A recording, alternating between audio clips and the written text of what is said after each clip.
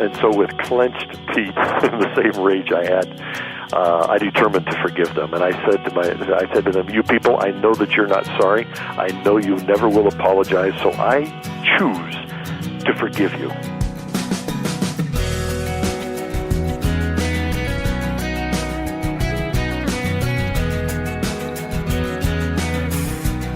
This is First Person. Welcome to this week's program. I'm Wayne Shepherd.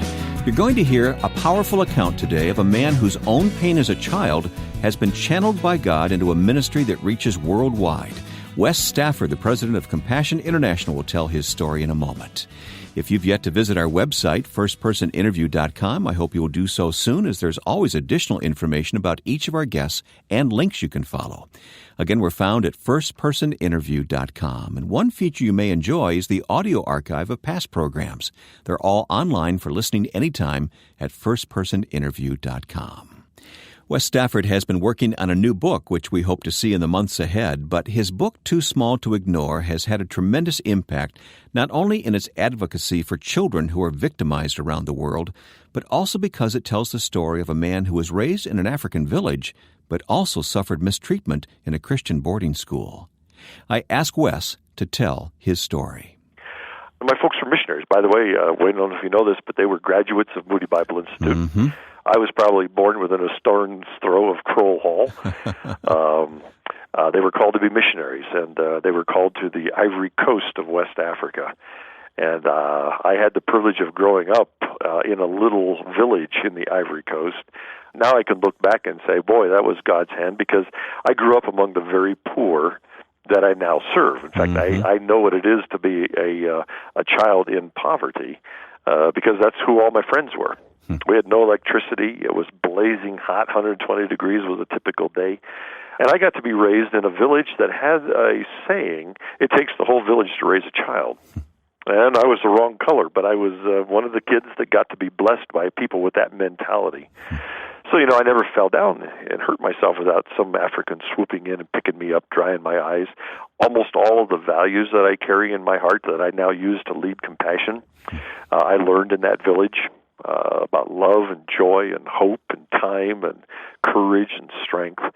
By the time I was 15 years old and came to the United States, half of my boyhood friends had died. Wow. And I thought, well, the world's like this. Children die. And then I got to America and discovered there's plenty of food, there's plenty of medicine. They didn't need to die. I had friends who died of measles, for example. I can remember one span of time, 1 out of every 4 of my friends died in about 2 weeks. And I remember finally going to my father with a broken heart saying, Daddy, when is it my turn? When do I die? Oh. And my dad said, roll up your sleeve, Wes. And I rolled it up. He says, you see those scratches on your arm? Those are called vaccinations. You got that before you came here, so you wouldn't get these kind of diseases. And Wayne, I think I became Compassion's president at that moment. At age 6, with tears blurring my eyes, I said to him, Daddy, that's not fair. Why don't all the children have scratches? Well, that was the precursor to me being a part of Compassion, where we scratch hundreds of thousands of children's little arms, saving their lives every year. So that was the place where I grew up. My father was a linguist. He translated scriptures. I taught Africans how to read their language from the time I was very small, and that was sort of the book. That was the best of times. Those were the worst of times. Those were the best of times. It was sorrow over poverty, but I was nestled in a village of love. Mm-hmm. Sadly, that wasn't what I could do all year long, because there was a mission policy that all of the missionary kids across West Africa all went to one place, a boarding school, where we were basically get out of the way so the gospel can go forth was the mindset. And that was a little tough, but the worst part of it was the people that they put in charge of us didn't want to be doing this. They weren't called to care for kids. They weren't trained to care for kids. They didn't want to care for kids. Nobody was holding them accountable for how they cared for kids. So there was about 50 of us little children in this boarding school, gone from our parents in that loving village for 9 months out of each year. And being away from parents, of course, was tough enough. But the worst part of it was we were in a very cruel environment where that was just filled with terror and abuse. And, there were beatings going on all the time. I can remember when I finally was old enough to do the math, I discovered I was being beaten 17 times a week. Wes. Oh. For silly little stuff. I'm 6 years old. I left my socks under my bed when I went off to the classroom. There was no reason for that, but these people were extremely angry at their lot in life. And this all went on without anyone being reported, I guess. Well, right? none of it got reported, and that was sort of the diabolical part of it. They didn't get reported because they warned us, if you tell your parents what happens here, that will trouble them, and you will ruin their ministry, and there will be Africans in hell because of you. Ah, the old guilt trip. Oh, it worked. They'd use our love for the Lord, our love for parents, and our love for Africans to silence us for the evil that we were going through. It's amazing the amount of abuse that children will absorb to protect the people they love. And that's what I did, and all of us did. We wrote letters home every week, but we could never tell this. We didn't dare. First of all, they were screening our letters, and if you tried to put out an SOS, you were beaten all over again. So we were abused spiritually, scared to death of God. But there was a point where you actually started to tell your mother what was going on, right? Well, this code of silence got broken by me, ultimately, which shut the school down. We had been in America for 1 year on furlough, going around to the visiting, supporting churches. On the way back, we were at the airport. A bunch of us missionary kids were going off on our own with escorts, but our parents were coming by ship later with supplies and such. And one of the worst things about this school, not only were they abusing us physically and spiritually, emotionally, and sexually, and we had nobody, the very people that we should have been able to run to for help were the ones who were abusing us. They also wouldn't allow us to have pictures of our parents, which some genius thought would make us sadder. But my great problem was I was not sure after 9 months that I would know who my parents were. And so for the first month at school, in the midst of the terror, I couldn't forget what they looked like. And by the 9th month, I was afraid I wouldn't recognize them. Mm-hmm. So I'm 9 years old, and I take my mother's face in my hands, and I look intently in her eyes at the airport, and she finally says, "What are you doing, Wes?" And I said, "Oh, Mommy, I just don't want to forget what you look like." Well, she burst into tears. I burst into tears, and I sensed a moment where I might be rescued.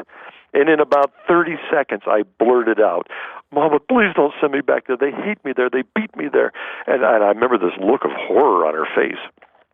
Well, we had no choice but to climb on the plane. She had no idea this was going on. She had told everybody all year long, "Oh, the kids love school. They're fine." We climbed on the plane to head back.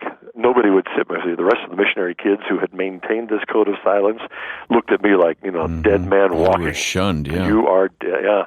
So, but true to form, in the month that it took my mom and dad to come by ship with no more than that news flash of horror, sure enough, my mom had a nervous breakdown on the way to Africa. And when she got to Africa, she had to be turned around and sent right back. In those days, Dad stayed of all things, but she was sent back to America for psychological help.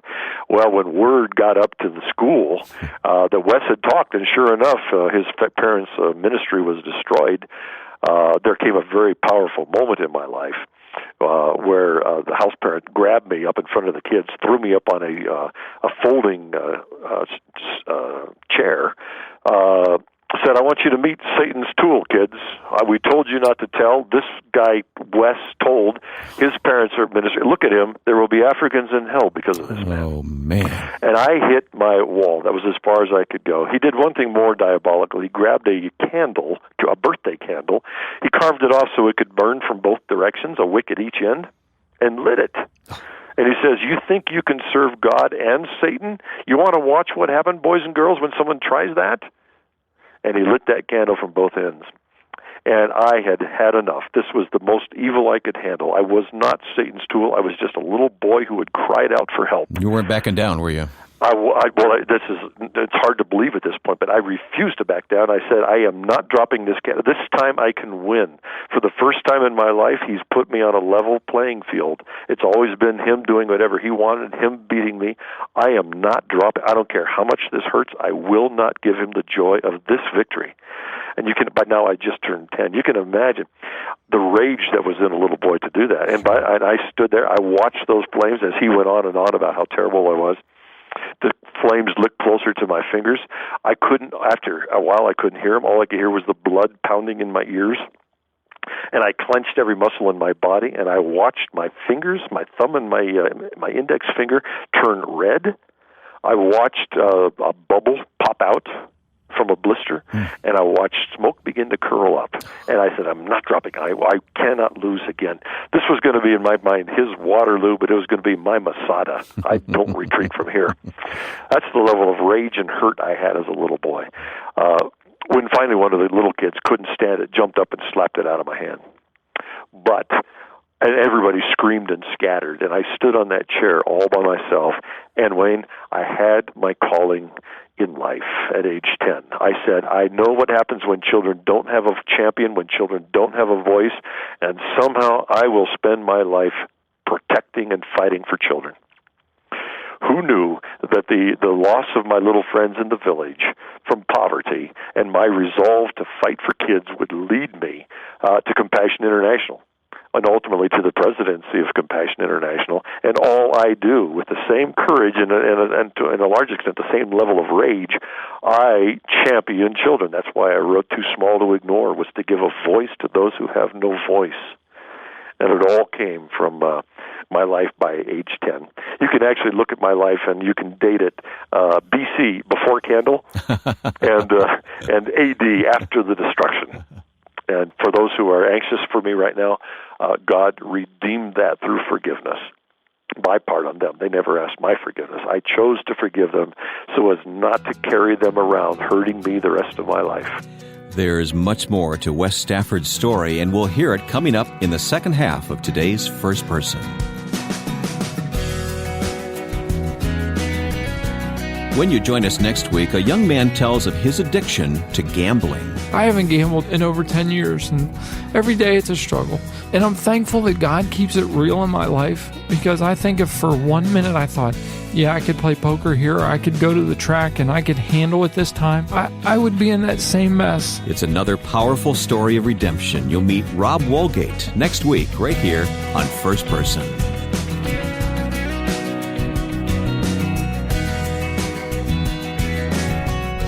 Let's continue our conversation with Wess Stafford, the president of Compassion International, talking about his abuse as a child. He lived with this and carried this secret for decades. I didn't know how to speak about this. How do you explain that God allowed this to happen to you as a little boy? I used to wonder, where did my prayers go? I used to scream for mercy into my pillow. Where did that go? Was I assigned the laziest guardian angel in all of heaven?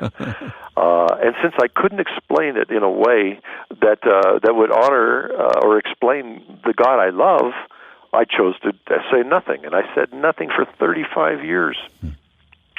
But finally, I did in my book. But there was a pivotal moment when I got back to the United States at age 17. But at age 17, I was at a camp, and it was a one man in one moment explained forgiveness. And he said, some of you have been deeply, deeply hurt. You have got people who have damaged your life, and you've never forgiven them. And it's not costing them anything. It's only costing you. Yes. You are carrying them around. You are letting them live rent-free in your heart. And it's not bothering them at all. You're the only one paying the price, and there's only one way out of this, and that is to forgive them. And I thought to myself in the back row where I was a completely lost young teenager in America. I thought, well, what do you do when they're not sorry? Mm-hmm. And I sensed God say, well, you forgive them anyway. And so with clenched teeth and the same rage I had, I determined to forgive them. And I said to them, you people, I know that you're not sorry. I know you never will apologize, so I choose to forgive you. So you get out of my mind, and you get out of my heart, and you get out of my life. You stole my childhood. I'm not giving you the rest of my life. I choose to forgive you. Now get out. It was the best I could do as a very damaged teenager. Can you imagine the turn your life would have taken if you had not made that conscious decision? I would be in prison today. We're not going to go into all the details here, but suffice it to say that at least some limited justice was eventually realized there. Right. But I'm more interested in how it affected you and how that propelled you to have the heart that you have to work primarily through compassion these days and do the things that you do. Yeah. Well, justice took, of course, many, many, many years, and it really didn't come about until I finally was willing to speak about it. And those people were held accountable, and I turned the page and they're gone. Yeah. But what I did was look forward, and the loss of my little boyhood friends in the village had moved my heart toward the poor. And the knowing what abuse feels like and what it does to the spirit of a child propelled me to be a champion for children. By the way, Wayne, both of those things speak a message into the heart of a child, and it's an identical message. Poverty says the same thing that abuse says, and the message is, give up. You don't matter. Nobody cares about you. Nobody's coming to your rescue. That is the exact antithesis to the gospel. The gospel is God knows you. He loves you. He knit you in your mama's womb. He knows the hairs on your head. And when I was able to forgive, I stopped looking back and I looked forward. And I said, you know what? I know about poverty. I know that message that it breathes into a little child's heart. So I will fight for these little children. And I know that abuse says the same thing. And somehow, when I got to America, I saw all the food and all of the medicine, and I realized my friends didn't need to die. And I knew that somehow my life was going to have to bridge these two worlds. And I realized Americans are sweet, wonderful, gentle-spirited people who are the most generous people in the history of humanity. And it isn't that they don't care, it's that they don't know. And when they do know, they really, really care. And about the time all of this came together in my mind, I stumbled onto a place 34 years ago called Compassion International. And all it does is bridge these two worlds. It takes a little child in poverty and links them to somebody who cares, who loves the Lord in Chicago. And we serve as the bridge, a two-way bridge, by the way. It's not everything that we have that That's they need. Right. Sure. It's what they have that we desperately Absolutely. need. Like love and hope and joy and the power of prayer and faith. Oh, my goodness. When the poor and those who God has blessed financially get together, they need each other. And so now, I've been here 34 years. Compassion has over 1 million of these links. We have 1,200,000 little children, each one, and they're now in 26 countries. Each one is linked to somebody in the United States or in Europe who are willing, kind of like the Good Samaritan was, to say, you know what, you take care of this guy, this little boy in the Philippines, but I will pay the bill. I can come up with $38. I will be the one who pays the bill while you do the work on this little child. And I bet you'd like to do 1 million more, wouldn't you? Oh, it just kills me. If I was a millionaire, it wouldn't last 10 seconds. But the thing that's just warming my heart, Compassion has doubled in size in the last 4 years. And the reason, Wayne, is because the church is finally beginning to wake up. And they're realizing we can't live in this world of hurting people without doing something. And now the question is, so what can we do? And what Compassion has offered all these years is, well, you may not be able to change everything, but you could change everything for one child. And so why don't you reach out and say, I will be the Good Samaritan for that child. So I'm going to say to that child, I'm looking at you. I've got your picture on my refrigerator. I pray for you every night. I'm watching your progress. I believe in you. Don't you dare give up. And that's all we do. I know you could tell us hundreds and thousands of stories, but just tell us something that you've encountered recently that just reminds you of the mission of Compassion. Tell me, personalize it for me, would you, Wes? I eventually began working in Haiti with Compassion. My first years were down there in Haiti, among the poorest of the poor. And I was one of those who registered little children to be a part of this program. And among those little ones that I rescued was a little boy from the island of La Gonave, which is the poorest. If Haiti's poor, this is extreme poor. And this little boy registered him in the program. Over the years, I visited, and he sat on my lap while the other children sang. And this little boy got sponsored by a sponsor, and he grew up, and he grew up, and he grew up. And last week, 2 weeks, I learned about it last week. He happened 2 weeks ago. He was elected senator in Haiti. So a child from the absolute depths of poverty is now in a position of power to bless his nation.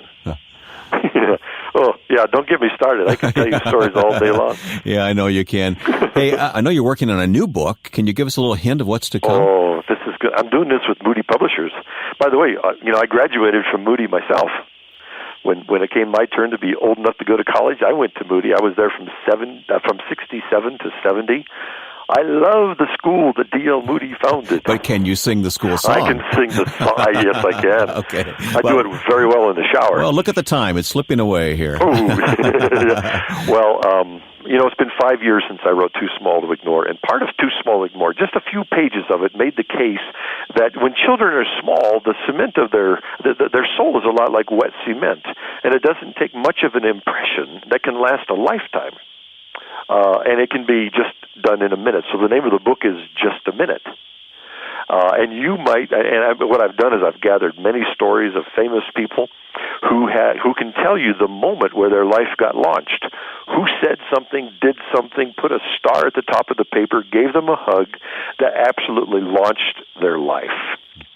On the other hand, my candle moment, that was 90 seconds, by the way, that candle burned, but that was a moment that launched my life, but it was a negative moment. Yeah. And you can destroy the life of a child in the span of just a minute.